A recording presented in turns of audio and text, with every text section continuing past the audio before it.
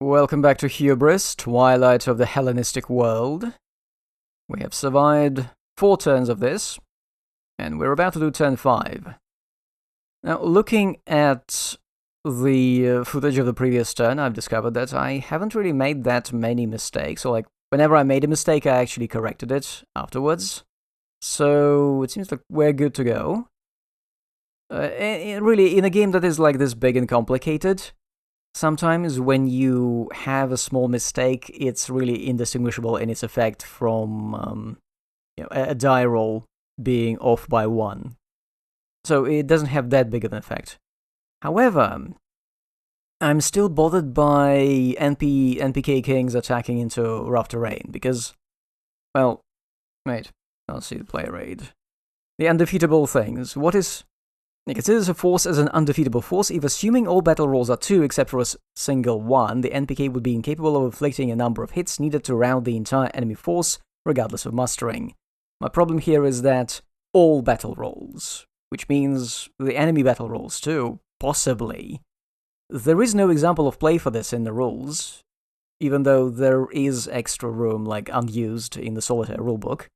This is not covered in the FAQs, nobody talks about this on the BGG forums, so I guess I should start asking questions. But yeah, if it includes all battle rolls, that means I need to take into account whether the enemy would be able to rout the entire NPK force before they even get a chance to do anything. I suppose I should be, but okay, so you know what, I'll be using it like this, I'll be playing like this, checking whether they will get owned on the way to the battle first. So, bots here in Macedonia and here in the upper satrapies are going to be a little more careful. Oh yes, this is one thing I need to correct. The rules say to place Royal Army and the siege train into Babylonia. Because Seleucids have 2 capitals. They have to pick. Okay, so do I want to move my Royal Army? No, I like it where it is. Unless I somehow manage to roll absolutely no mercenaries this turn. Anyway, is there anything we need to do here? Now I think we can hit deck prep right away.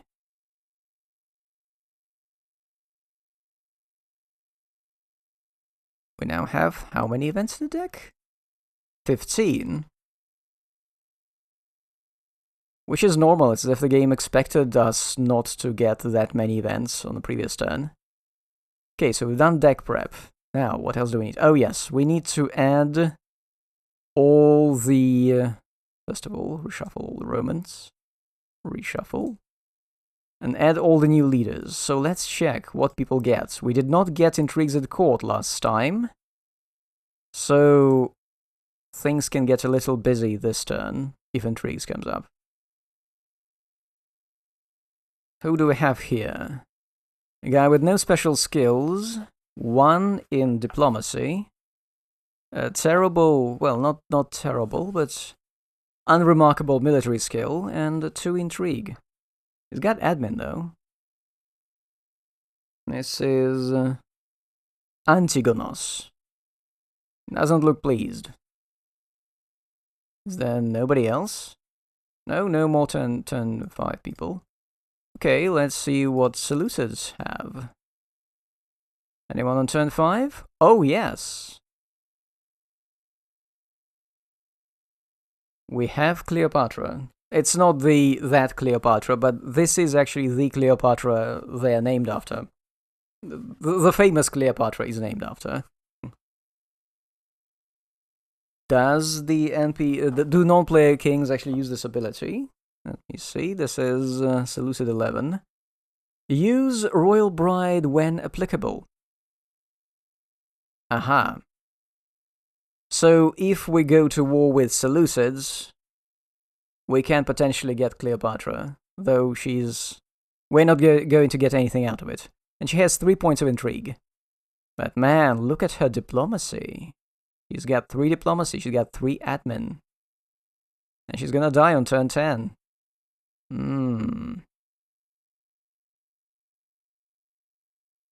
Right, what do we get? We get Ptolemaios V, Epiphanes. Oh, sorry, Epiphanes. And yes, he has a siege rating of 1. He has a battle rating of 2, yes, just as if the troops were completely unattended. He's got intrigue rating of 2. Though Diplo and Admin are good. Average. Well, 3. No special abilities, meaning he's not lazy. He can do 2 things per turn. Right. Actually, what I'm going to give you a reading about this guy's life and career, since this is our next protagonist. Ptolemaios V, Epiphanes, God Manifest, was the only son of Ptolemaios IV. Only 5 years old at the death of his father in 204, the young kid could not reign, letting a succession of regents squabble for the early years of his reign, bringing much prejudice to the Lagged Kingdom. He was formally crowned pharaoh in Memphis in 196, though still rather too young, under the impulse of Polycrates of Argos, bringing some much-needed stability, and also as a political gesture against the rebel pharaoh Ankh-Wenefer, who was by then in control of much of Upper Egypt. Ptolemaios V had wed Cleopatra I, daughter of Antiochus III, as part of the peace agreement that deprived him of Coele Syria and Ionia, and had 2 sons and a daughter with her. Unable by oath to renew the war against Antiochus, Ptolemaios spent much of his reign repairing his position in Egypt, ruthlessly crushing the various indigenous revolts, culminating with the suppression of the rebel pharaohs of Upper Egypt in 185. He also tried to renew the Ptolemaic influence in Greece, in particular with the Achaean League, following the forced withdrawal of Macedon after the Second Macedonian War. After the death of Antiochus III in 187, Ptolemaios V is said to have begun preparations to renew the war against Antiochus' son and successor, Seleucus IV, but died suddenly in 180. Rumor has it he was poisoned by courtiers who were afraid of their properties being seized to fund the war. Right, so we got a child on the throne who is very diplomatic because I guess people look at him and say, oh, how cute. His dad had gone down in history in our game as a guy who showed up for a couple of battles and somehow won, and then did nothing else for the rest of his career, so let's hope our Ptolemaios V can live up to his historical career of getting laid.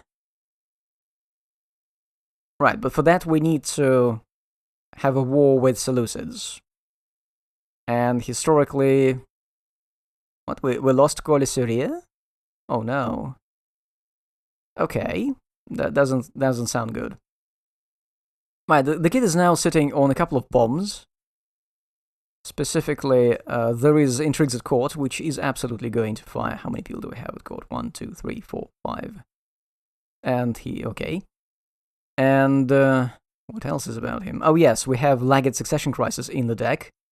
And I'd prefer it to come as soon as possible, because at least we have Aristomenes, who is captain of bodyguard, so he has, yes, he has some bonuses. Specifically, during Succession Crisis, the king cannot be removed from play as a result of a failed check. We are going to need this, I think. So, these are all the new people. Got all the events loaded. Next. Right. I have to do my taxes. Okay, we got 36 talents again, which seems right. Nothing has changed. So, let's see what comes next. We roll for Rome. No DRM. Oh yes, there is DRM for limited war, as always. 5, -1, 4, 1 level towards medium, nothing happens, it's already at medium. Mercenaries, yes, let's do the mercenaries routine. So as a result of the mercenaries auctions and whatever, I actually lost both contested auctions, so now Seleucids have a mercenary unit in Mysia, Macedon has a unit in Macedonia. Nobody bid on the Arcadians, because Macedon is not at war anymore, so they don't need them.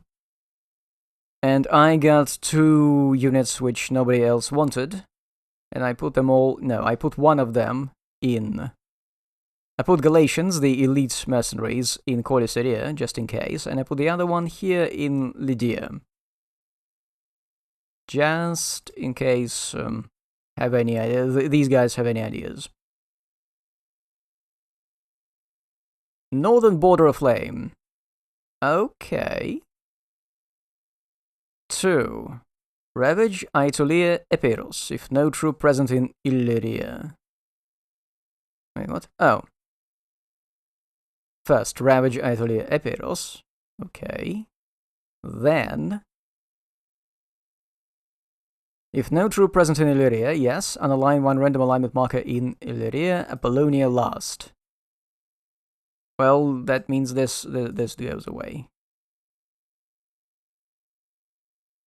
If the current second Punic walkout shows a test to be rolled, do it now, apply the results immediately. No, no. Fine, let's see what Macedon's going to do, though... Yeah, it's probably going to be diplomacy. Although... Wait a second. I need to remove this, because Macedon is no longer at war with... at peace with Rome. They no longer have any obligations. So maybe something will happen. Or maybe not.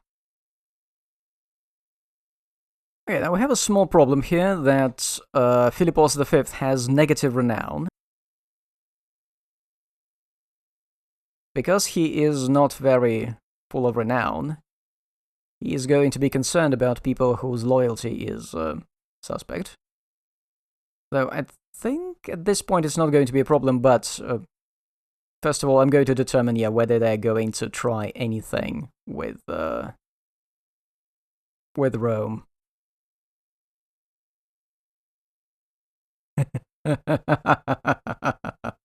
Okay, so my first role is to determine where they're going to campaign, in which satrapy from the table they're going to do it.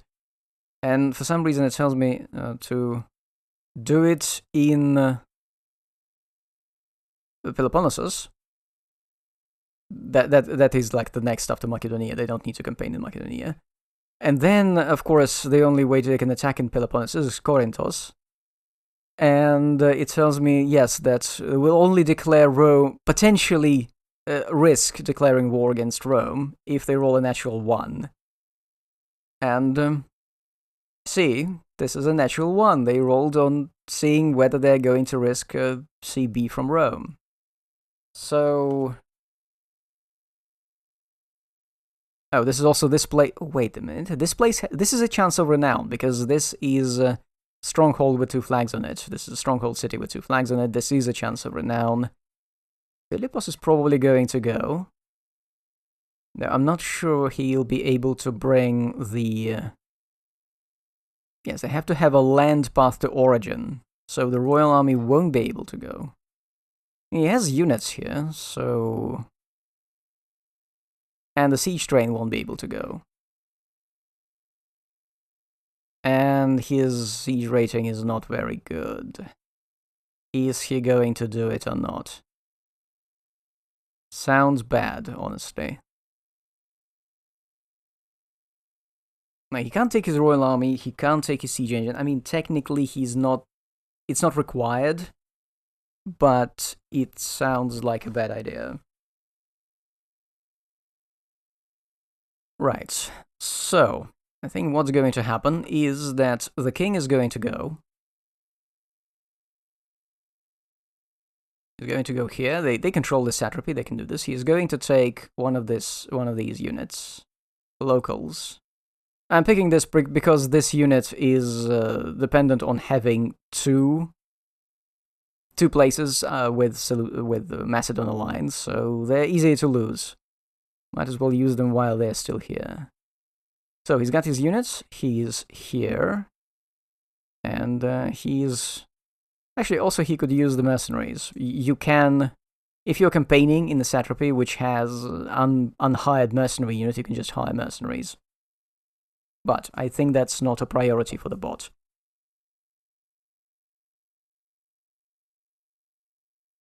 Yeah, the bot instructions say first use locals. So this is a place with 2 stars. He has 3 siege, so he will only hit on a 1. But also I need to check whether the Rome is going to be pissed off by this. No 1s, so this is spent.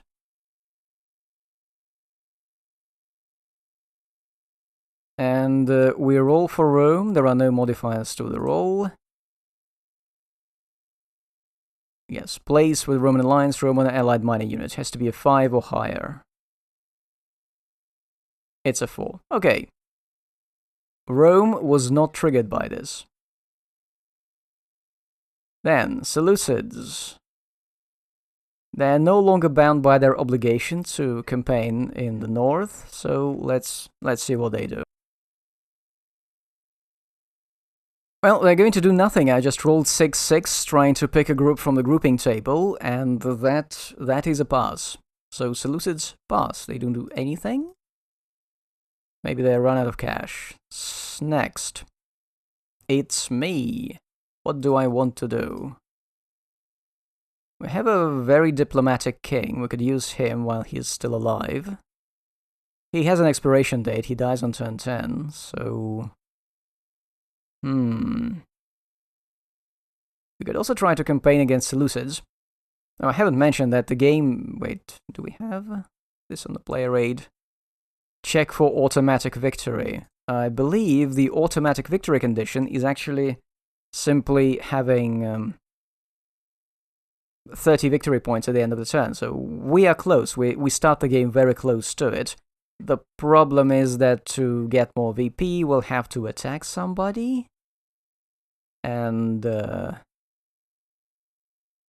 somehow our closest neighbors, Seleucids, have the much better generals. Though we could attack them just for the sake of, you know, getting Cleopatra and Ptolemaios together. And we could declare war on Seleucids. That would be very bold. And, or actually, we could try something that, reportedly, Ptolemaios V actually tried to do, and that is establish presence in Greece. Just a little bit of presence in Greece. We could try this. We could try to remove these Roman alliances in Boeotia, Euboea. It could give us 2 victory points in this place, for reasons unknown. I don't think we're good enough to take Peloponnesus, but yeah, we can try. So let's activate our king. Let's pay 3 talents, and let's roll a couple of dice. 5 and a 2. Okay, 5 is going to be a miss. 2 is going to be a hit. But that's going to be simply removing one of Roman markers. Okay, now what's Rome going to do? They're at peace. They're going to be doing diplomacy. They have their ship here. Nothing there. Nothing there. Okay, Rome is not doing much. Discard. Next card.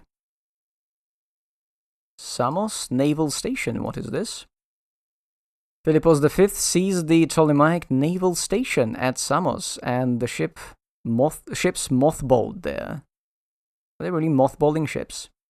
If kingdom campaigns in Koinonesioton or Ionia and places a garrison in either satrapy, triggering kingdom immediately receives 1 additional squadron in Aigaion Pelagos. CB on 6+ against triggering kingdom before increasing RB. But I need to check first whether this event is even interesting to any of the bots. Event 33. No NPK will trigger. Oh, well. Next. Fuck. Lagged succession crisis. Repeated difficult successions after Ptolemaios III contributed significantly to Ptolemaic decline. Ptolemaios rotates king and chief minister once. I think rotates here. I mean, yes, this is how you're supposed to activate them, but they can't say tap. This is not magic. So they say rotate, but there is some inconsistency. Sometimes they say activate, sometimes they say rotate. So we activate both of them. What do we do next? Checks, 3 adjusted intrigue checks. Right, intrigue is adjusted by renown. Neither of them have any. At least one might be king. Rest either king or chief minister. So let's see. Our chief minister has a better rating. So I'm going to do one intrigue check for the king. It's a 6. That's a fail. Right. That's 2 checks for Polycrates. 1. Okay, that's success. 3. That's success. Okay, we have 2 successes. It's not as bad as it could have been. 2 successes. Seleucids and Macedon may each pay 5 talents to convert one Ptolemaic place, not the capital, of their choice to their alignment. This is the less shitty answer, because the worst outcome would be removing king and chief minister from play. Right, so this is the place, Pelosiakonstoma. This is the place that Seleucids are going to target, so this place is now going to be delete, place, Seleucid garrison. And Macedon targets Thracia, Peloponnesus, Mysia, Ionia. Fortunately, we have just one place in Thracia, so they're just going to take this. This now belongs to Seleucids. I think I've found the perfect cause for a war. Seleucids gets 1 VP, I lose 1 VP. And that is a succession crisis. Also, my king is fully spent and my chief minister is half spent. Okay. Don't need to bring elite units here. Also, bringing them from here to here is going to, from north to south, is going to cost extra 3. No, we're not doing that. I also, I'd like to send my king, but he is garbage. This is going to be a problem. Yeah, I cannot send him to besiege this place, but I need to take it somehow. Also, it's a subject place, so I cannot do diplomacy, I cannot flip it diplomatically. And the problem is I have to send someone else, but that is a place with, what's his face? -2 modifier. Meaning, whoever besieges it successfully is going to get 1 point of renown. And they will be less loyal. And I have only 2 real candidates for this. Oh no, actually. I have to send my chief minister. Because he has the loyalty of 6. Polycrates has a loyalty of 6. Right. Hannibal's War. Bring Second Punic War to the next step. Apply text of new step. Let's see. Next step. Step +1. Step 5. Scipio Africanus. Scipio Africanus wins the war for Rome on 4 or less. Applied DRM of +1 for every troop sent as reinforcements through event alliance with Hannibal. If Rome triumphs, yes. Oh, Roman belligerents can now go to high. Interesting. So I need to roll the die. 5. Post comment here. I've completely forgotten what I just said and decided that Rome's won, which it hasn't yet. But because of how die rolls and cards come out during this turn, it's not going to have that much of an impact. Cancels event alliance with Hannibal and enables event Hannibal at court. Alright, so this is out of play. Roman belligerence is no longer limited. Yes. This is where the shit begins. Anything else? Transfer 1 random unit, doesn't matter, I've already applied the next step, so this basically doesn't happen anymore, doesn't matter anymore. Yeah. So, Rome is pondering the orb, scope of action, the entire map, allies thought, Pergamon, Rhodes, Achaean League, Aetolian League. You see, Aetolian League is now a very low priority. Now they're going to be doing diplomacy with Rhodos, and they're going to be doing a diplomacy with Achaia Megalopolis, which is going to annoy Macedon permanently, because Macedon will not be at full control of its core satrapies, possibly for the rest of the game. Okay, so that happened. Oh, fuck. Resentment of Ptolemaic rule and increased confidence after Raphia led to a major rebellion in Upper Egypt. Unaligned Thebais permanently removed Makimoi unit from play. Oh yeah, these guys, remember the guys I had Susibios by, and we never used them, I think? Yeah, so these guys are out of play forever. Unaligned Thebais. This card is returned to the deck. We lose another 3 territory VP. Lovely. What else happens? Because that's not all. Place this card next to Thebais, adding 3 tribes there. Yes. Oh, Roman... Oh, please notice this small notice at the bottom of the card. RB +1. Yes, Roman belligerence goes up 1. Okay. So this card is here. What does this mean? Okay, I'm going to swap places. Okay, you go here. So now Thebais has 4 spaces, and I need to gain full control before this happens. Please note that all of these tribes have 2 flags on them. So to subjugate them, I need someone, meaning I have only one guy, Polykratos of Argos, who can even score a hit against them. Also, obviously, they're subject places, you cannot do diplomacy with them. Yeah, so I have a major peasant uprising in the south, which has been hinted at by cards. Also, I've lost Pelo, Siakon, Stoma, too. So I have to suddenly fight battles on 2 fronts as soon as possible, and I have absolutely no competent staff to do it. Also, another increase of Roman belligerence means that Rome might go to war, and it's going to be with me, because I'm leading in victory points. Attalos dies of a oh, okay, this is going to be fun. King Attalos of Pergamon suffers a stroke while on campaign and dies shortly thereafter in Pergamon. He is succeeded by his son Eumenes Soter. Yes, Eumenes, who will lead Pergamon to its peak of glory. Remove any non-Roman alignment mark in Pergamon. Doesn't need to be done. Eumenes enters play as a minor leader affiliated with Pergamon. Wait a second. Let me find him. Yes. Eumenes II, Soter.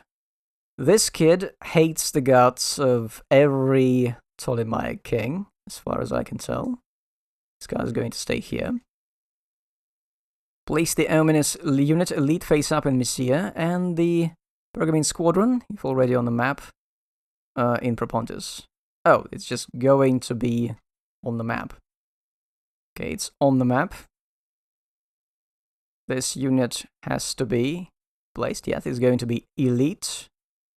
And yeah, let's hope Seleucids were not planning on campaigning there, because this is going to be pretty glorious. Quite difficult to deal with. What's happening? Acarnanians lynched in Athens. A crisis between Macedon and Athens soon threatened to draw in Rhodes, Pergamon, and Rome. Remove any Macedon alignment marker on Atenae and Rhodos. Atenae? Wait, was it? Well, nothing. They don't have any there. Okay. Let's see what happens. If Macedon ravages Boeotia, wait, Macedon loses 1 dynastic VP. Give me a second. -1? This is ridiculous. It cannot lose. Okay, so it cannot lose dynastic VP. Wait, what? It can be -1. Game, what are you telling me? What? Why treasury? Game, dynastic VP can be negative, please. Okay, let's remember that Macedon has -1 dynastic VP because this module is not getting... Let me do this. Actually, wait a second. Dynastic. Flip. -1. Okay, I'll have to use the track. Right. Increase Roman's ability... Oh, fuck's sake. Okay, I'll do this after I resolve the card. If Macedon ravages Boeotia Eboea or successfully captures Athenai by siege, Macedon regains 1 dynastic VP. Also, reduce Macedonian influence on Roman Senate by 1 level. Casus Belli and 4+ against Macedon. Will any of the bots actually do this? Will the bot actually do this? Mandatory event. Unless NPK Macedon already surrendered once to Rome, while event active NPK Macedon land campaigns in the core with target Boeotia Eboea. If NPK Macedon has already surrendered once to Rome, they must pass any check against a CB before campaign targets Boeotia Eboea.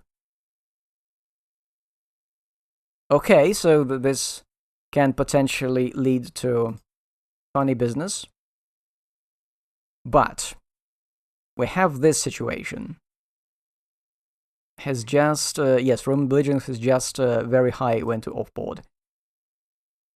Okay, on a modified roll, 5 or 6, Rome declares war. It's a 3. Okay.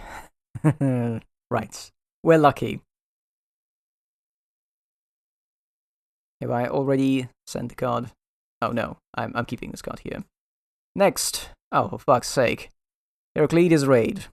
An arson attack was conducted on Rhodes Arsenal, and the blame put on a Macedonian agent. Is anyone going to do this? Event 30. No NPK will trigger. Oh, it's like, what does it let me do? If I fail, okay, alliance marker will be removed. Rhodian squadron removed from play until winter quarters. If I succeed, if I get 2 successes,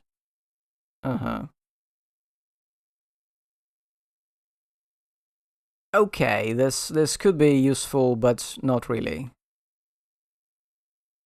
Revolt. Oh, fuck, this is the event that targets us. This is the intrigues in court. Shit. 6. No effect. Every other satrapy with revolt. Okay, there are no satrapies with revolts. Every rebel which can master land units. There are no rebels. Intrigues at court.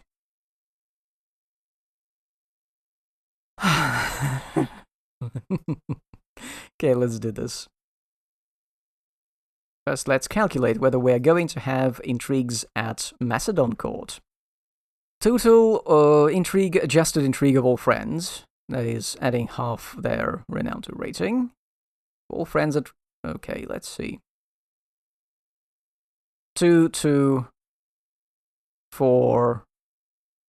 That's 8, plus another 5, 13. The intrigue rating of our king... Right, we can check either king or chief minister, if at court. So we'll check the king, because he is 3. He's got intrigue rating of 3, even though it's... Oh, wait a minute. Do I do... Okay, no, I'm supposed to round the intrigue rating, so it's going to be -half, rounded up is going to be 3. It's more than 3 times, so there's going to be 1 plot. Is it going to be... It's more than 4 times. So it's going to be 2 plots. First plot pits 2 random friends at court. Let's see. 1, 2, 3, 4, 5. First contestant is going to be 5. It's going to be Antigonos. I forgot how to pronounce him already. Second friend is going to be 3. 1, 2, 3. Oh, the pirates. Okay. So, let's roll first for the intrigue rating of the pirate. 6, he misses. Antigonos, he's got the intrigue rating of 2. He also rolls a 6. Okay, they failed. Nothing happens. Nothing happens whatsoever. Now, the second plot puts a chief minister against 1 random friend at court. So the chief minister is going to be this guy, Polyphantos, versus 1, 2, 3, 4. Who is it going to be? 6. No, I don't need a 6. No! Stop rolling 6. I know 6 is on the icon for the die, but I don't need a 6 here. 3. Skopas. Okay. It's Skopas versus Polyphantos. Polyphantos rolls his intrigue die, which is a 2, it's a hit. And Skopas rolls his, which is a 5, it's a miss. So Skopas dies. Nice job, Polyphantos. I wasn't expecting you to survive this, but yes, you've got something. And you've killed one of the generals, Macedon. Which Macedon, actually, didn't they get this guy? Didn't they get Skopas in an auction? They paid money for him, and now he's just dead. Right, next, Seleucids. What's going to happen? Seleucids have some corrections, well, not some special abilities which I need to... Yes. Zeuxis. He is not added to other at-court friends when resolving intrigues at court.